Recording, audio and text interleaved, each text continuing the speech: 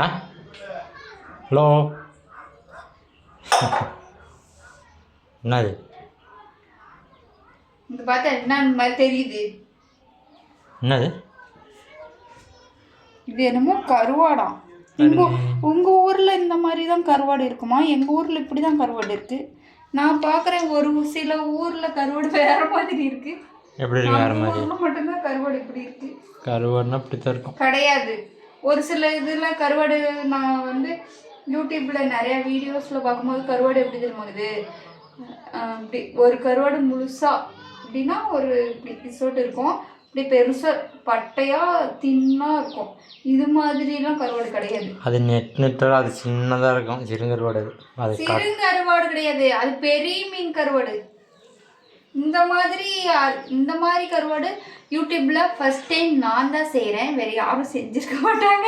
ஆமாம் ஆமாம். இது வந்து ஆமாம், இந்த மாதிரி கருவாடு நான் பார்த்ததே இல்லை உண்மையாலுமே. நம்ம ஊர் சைடு மட்டும்தான் இந்த மாதிரி கருவாடே இருக்கு. இது நம்ம அப்படி உண்மையா இருந்தா உங்க ஊர் சைடு இந்த மாதிரி கருவாடு இருந்துச்சுன்னா கமெண்ட்ல சொல்லுங்க. ஓகே, இது வந்து காவேரி ஆற்றுல பிடிச்ச மீன், அதனால டேஸ்ட்டாக இருக்கும். மற்றவங்களாம் எந்த ஆற்றுல பிடிக்கிறாங்க? கடல்ல ஆற்றுல பிடிக்கிற நீயே எவ்வளோ சீன் போடுற, கடல்ல பிடிக்கிறவங்க எவ்வளோ சீன் போடுவாங்க.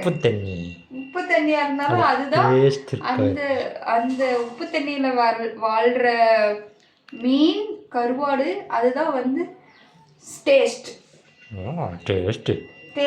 இருக்கும். அப்புறம் ஹெல்த்தி, இதுவும் ஹெல்த்தி தான்.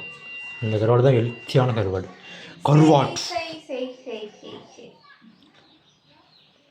சரி, நான் போயிட்டு கீழே போய் கொத்தமல்லி கருவேப்பிலை எடுத்துக்கலாம்.